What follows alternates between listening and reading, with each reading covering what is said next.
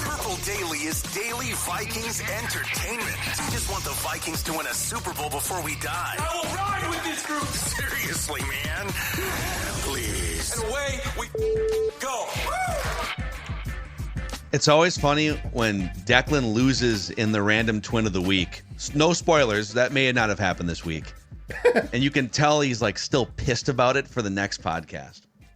I can sense it. There's like some players that like I get really upset about missing on. And don't get me wrong.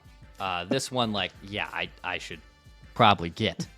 But like it was more of the journey. And actually even though Judd's victorious, I think he's also exhausted and I'm not happy with myself. Not happy with his performance either. It's more of I'm more exhausted than I am upset at myself.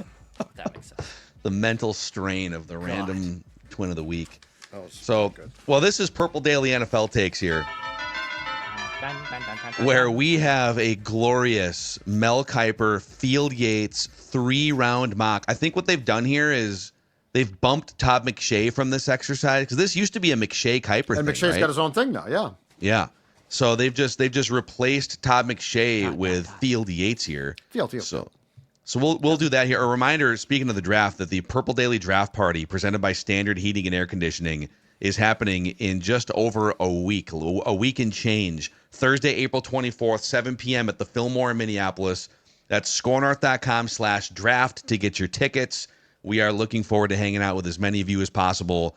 So last year was just ridiculous with J.J. McCarthy getting drafted. We'll see what they do. We also have a bunch of other fun things planned for the night, and we'll keep you posted on what the Vikings activity is and keep you posted pick by pick too. But a shout out to Standard Heating and Air Conditioning, 2 Men in a Junk Truck, Roku, and all of the partners that help us do this event every year. I want a mock. All right, Purple Daily NFL Takes, where we get to sling takes not just about the Vikings, but league-wide, because we have them.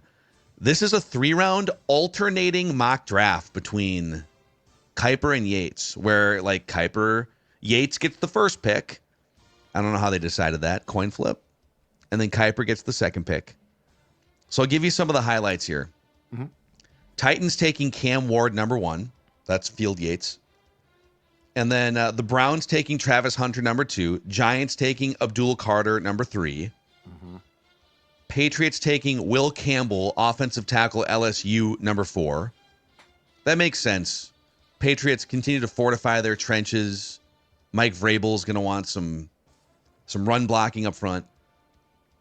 Jaguars going Mason Graham, defensive tackle, Michigan at number 5. Ashton Ginty, running back, Boise State, to the Raiders at 6. And then I'm going to go down here to 9. Shedeur Sanders falling to the Saints. That's becoming much more of a thing here across the last 48 hours. Is Shedeur Sanders to the Saints at 9? Yeah, I got some thoughts on this one. For my statement. Oh, I'll wait till you're done. Okay. Yeah, I think there's some quarterback hijinks taking place involving Shedeur. Yeah. So we'll put a pin in that and let's circle back to it. Let's circle back to that. Bears taking the Penn State tight end Tyler Warren at 10. Niners taking Kelvin Banks Jr., the offensive tackle from Texas, at 11. We've seen him kind of anywhere in the teens or 20s. Yep. Cowboys going flashy. Matthew Golden, receiver, Texas. Let's see here. Michigan run here. You got a nice little Michigan run with a cornerback, and then Colston Loveland, the tight end, to the Colts. Gray Zabel to the Seahawks at 18 from NDSU. Oh, wow. That's So not even available to the Vikings. Interesting. Omarion Hampton, running back, North Carolina, 20 to the Broncos. Okay. Let's get the Vikings on the clock here with the 24th pick, where Mel Kiper has them selecting Ohio State guard Donovan Jackson. Oh, okay. So he'd be the final piece to that offensive line puzzle there. There's no more. They do have a projected trade here with the Browns trading back into the first round to take Jackson Dart, 29. So that'd be the third quarterback in the first round. And then Jalen Milroe would go somewhere later. But Kiper actually has Tyler Shaw, the quarterback from Louisville, going 34th to the Giants. So the second pick in the second round. That's kind of a curveball. I could see that, actually. Yeah. And I know that Vikings fans want to know who they have at 97, so I'll sling that one to you real quick here, and then we can Slinging it. Billy Bowman Jr., the safety from Thor. Oklahoma. I want a mock. Thursday. So give us your jump in here with your Shedeur Sanders stuff. Okay. Quarterback thoughts, because we are now like the last month plus has turned into, as it always does, draft silly season. Okay, but now we are in the hurricane of it, right? Like this is as silly as it's going to get. My first thought is this: the Giants have no interest in Shedeur Sanders. There's a report today, and I'm sure it's true, that they're going to have a private workout with Shedeur because they want to get a close look. They want to kick the tires. It's my opinion they're driving the price up. That they're driving the price of pick 3 up. They know he's going to fall. He very well, I think, if you believe the tea leaves, might fall out of the top 10, right? But what better way to excite a team, for instance, the Saints, than saying, hey, we're going to take him at 3. I mean, we just worked the kid out. It's unbelievable. Oh, you'll give us your first round pick next year, a second round pick this year? So my first take is I don't think the Giants have an interest in Shedeur. My second thought is this. I think that the Saints are thrilled and purposely just sat on the Derek Carr potential season-ending shoulder injury, and here's why. I don't think they want to replace him this season. I think what they want to do is be as bad as possible, go with a slappy, and draft Arch Manning with the first pick next year to bring not only a Manning into the fold, but where Archie started his career, which unfortunately did not go great with the Saints. Anyway, I think there's some serious shenanigans when it comes to quarterbacks going on. It is interesting because, like, how did the injury happen? I saw Jeff Darlington was on ESPN this morning saying, I texted a bunch of people with the Saints, Derek Carr's camp, and everyone's like, I don't know how he got hurt. Like, did it happen at the end of the season? Like, it must have happened off the field in some form, right? But everyone's being super oddly quiet. Is this a way to sort of get Derek Carr out from the organization in some capacity? There's no pressure on a first-year head coach, so they could do, like, Spencer Rattler could just start the season. They could win 4 games and then be number 1 on the board for Arch Manning. I mean, it makes a lot of sense. I like your conspiracy because really, like, okay, let's say that Derek Carr is healthy, which it sounds like he's not even going to play. Well, what are they really going to do? Like, win 6 games? Maybe? Right. Okay, if they draft Shedeur Sanders, well, now that a lot of the evaluations are coming out, it's like, okay, he doesn't have like a great arm. He's not like a super athlete. He could be a good quarterback, but you might actually be better off just taking a different position with the 9th overall pick and getting a stud defensive player or whatever. So maybe that's the grand scheme is to hold off. I don't know. I think the Giants think that they're smart, and so they're like, we're going to hold a private workout, and everyone's going to come to us and try and trade for the 3rd pick. I'm not so sure. You know, Darlington brought up a different point too, regards to the Giants and their kind of pseudo pursuit here, or maybe it was your guy Peter Schrager, who's now, those guys were all on ESPN just talking NFL. But the 2021 draft, that was the Micah Parsons draft, and the New York Giants, I think they had, maybe this was a different draft because the Cowboys took Micah Parsons at 12. But they were saying like there's just been some regret in the organization that they've let guys like Micah Parsons pass by and wreak havoc in their own division. If you have a chance to take Abdul Carter with the 3rd overall pick or stretch out of desperation for a quarterback, why wouldn't you take the surefire best edge rusher in the draft and then figure out quarterback later? So, yep. I don't hate your conspiracy theory. All right, Dex, do you have an NFL take? Yeah, I'll give this one. Shout out to a great career. I saw obviously Patrick Peterson. He retired with the Arizona Cardinals officially, signed a 1-day deal. He goes back to the Cardinals to officially hang up the cleats. Spent 2 years with the Vikings in 21-22. Honestly, in the era of quarterbacks dominating and throwing up big yards, it was very rare for cornerbacks to be at their peak like Patrick Peterson was. Now, Vikings fans, I mean, they probably remember him as a solid and serviceable great vet in Arizona, I mean, there was a run there where he was the best cornerback in football, a Hall of Famer, and he got to spend at least a couple years here with the Vikings. He's obviously going to retire as a Cardinal and go into the Hall of Fame as a Cardinal, but 3 All-Pros, a multiple-time, 8-time Pro Bowler. He was a member of the 2010 Hall of Fame team.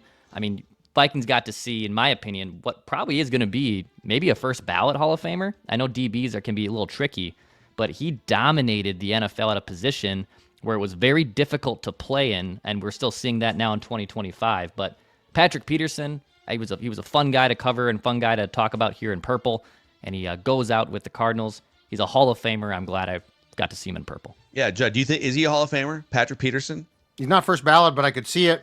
No. I mean, he was really, really, really good. I would not be surprised. It's always hard because it's like tough. such a weird club, and you get the guys who vote on it. But he's definitely a candidate, and at his prime, he was really damn good. Dude, the Vikings have had a fun little run over the last 10 years of really good veteran cornerbacks that are aging gracefully.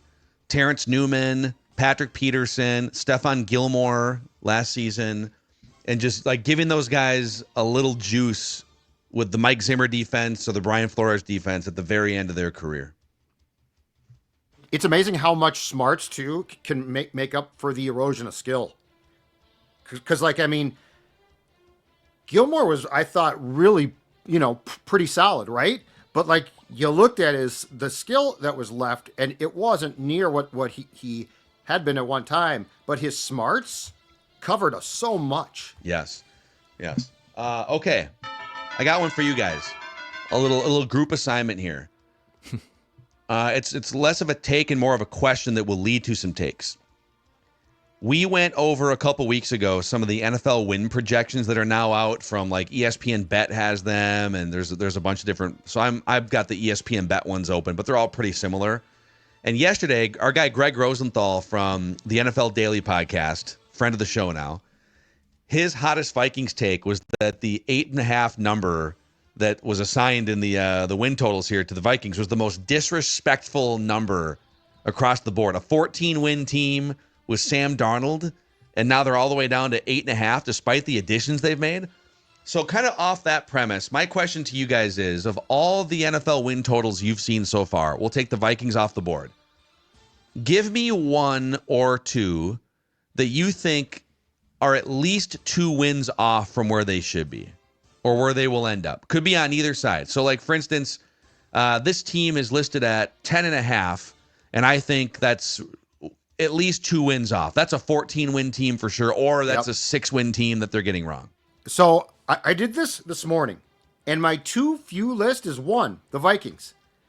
I think everybody else is probably properly placed among the upper echelon teams. The too many is long. My list is long. I think they have erred on the side of awarding wins based on not the merit of the current team, but the history. I'm going to start with 1.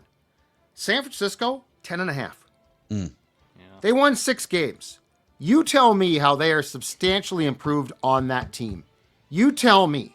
I mean, they're going to get a little healthier in some spots, maybe, but yeah, they've lost a lot of key pieces. And they're well coached. Yep. Dallas, 8.5. They won 7 games. You tell me, how are they really going to be improved a lot? Are they really going to be a better team? I had Dallas circled at 8.5 in that division where now the Eagles, the Super Bowl champion Eagles, and the nearly Super Bowl team Washington, those are levels better teams and rosters than and better coached. Look at those organizations right now compared to where Dallas has been at the last 18 months. Mm-hmm. The Cowboys have one of the most underwhelming head coaches now in the NFL. Was it Brian Schottenheimer that they hired? They blow out Mike McCarthy. Exactly. It's okay. So the Jerry and Stephen Jones run front office that continues to be a laughing stock, and what's better? It feels like things are going to hit rock bottom before they go back up for the Cowboys. And I don't think last year was rock bottom for them. Now they're going to get Dak back, but talent for talent, them versus Eagles and Commanders and some of the other teams at the top of the NFC. Yeah, I would, if the exercise is it has to be at least 2 wins off from 8.5. That means this would have to be a 6-win team or worse. I think the Cowboys are going to be legit bad. Compared to the Vikings too, can I give you 3 where I think it's just flat out disrespect? So it's probably not, it might not be off by 2, but I think it's flat out disrespect. Denver, which won 10 games and had a nice year, is projected at 9.5 above the Vikings. In a really tough division too. Yes. Yeah. Okay. Green Bay, nice team, 11 wins, 9.5. And the worst one is your team, Phil. The Bears, who won 5 games, have a new coach who we know nothing about and are projected at 8.5 wins. And let me tell you right now, I think the Vikings are being penalized because they're going to have a first-year starting QB. The Bears are going to have a QB in a second year who took a ton of sacks, who is under a new coach playing in that system for the first time, and you're putting them on 8.5? And you're saying that the Vikings might have problems? Yeah. Well, you've always been a little negative on, the Bears and Ben Johnson. So Broncos, Packers, and Bears, they have been given credit for something that the Vikings haven't, that I think is Vegas disrespect. Mm-hmm. Can I give you a spicy one that I think is going to absolutely hit well over their projected win total? Carolina Panthers are 6.5. Oh, I loved what Bryce Young did last year. They're in a horrible division, or a pretty bad. Yeah, it's a pretty bad division. I mean, the Bucs are the favorites, but like Atlanta, you have Michael Penix. The Saints, we just talked about who the hell's going to start at quarterback. It's a great one. If they hit on their draft picks here, they're playing a third place schedule. They do have they have the Rams and Bills coming to their barn this year, which are 2 tough home games. Yeah. They had the Chiefs on the ropes last year. Yeah. So I actually think 6.5 in a bad division. Give me the over. I think that team, even if I just said 9 wins, this still fits the exercise. Like, I think this team could win 9 or 10 games next year. Bryce Young, after getting benched and then brought back, according to Pro Football Focus, had the 13th highest PFF grade from that point forward, the last 2.5 months of the season. I mean, they're a team that's very much, with all the factors Declan just mentioned, very much, because every year there's like 2 or 3 teams that kind of flip a switch. Yeah. That's one to keep an eye on. And when Bryce got benched, the immediate talk was he's a bust. Oh my God, are they going to trade him? Are they going to have to release him? What do you do? And shockingly, with a young QB, he took a step back and came back improved. Yeah. Yeah, it doesn't always have to be that, he's not good in the first 5 minutes, so therefore he's a bust and everyone needs to be fired, which is like what they basically did. The only thing I would worry about there is organizational dysfunction with a bat bleep crazy owner who has now, I think they're on their like 4th coach. And if he just kind of stays out of the way and let this thing develop. Plus, friend of the show, longtime friend of the show, Eric Eager is helping to run that organization now. And in Eric Eager we trust, formerly That's of true. Good point. PFF and Sumer. Okay, I'll give you one on the kind of the same vein as the Panthers. There's a team at 5.5, and at first glance, you'd be like, well, that's a garbage organization in one of the hardest divisions in the NFL. But give me the Raiders in this exercise. Okay. So 5.5, which means they'd have to get to at least 8 wins to fulfill the exercise. But Pete Carroll, going back to the beginning of his Seattle run, and then even like USC, his teams are always competitive, like 7 wins maybe as a bottom floor, all the way up to Super Bowl champions. So you got Pete Carroll coming in, and I know that he's old and all those things, but you got him and you got some smart assistant coaches, culture builder, Geno Smith, competent professional quarterback, which they've been looking for. Is he a top 5 guy? No. Is he a professional quarterback that can throw for 250 yards when you need it? Brock Bowers, some weapons? Yes. 6th overall pick, so they could add Ashton Genty. They could just add this crazy weapon. And here's the thing about the Raiders. Yes, it's a tough division, and you do have to play the Chargers, the Broncos, and the Chiefs, and that's tough.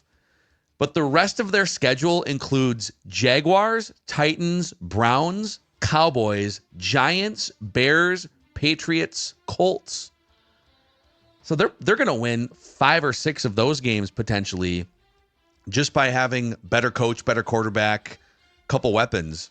And then if you can win a couple division games, boom, like that's maybe a path to being close to 500. So I would put the Raiders in this exercise. How do we feel about the Patriots? 7.5.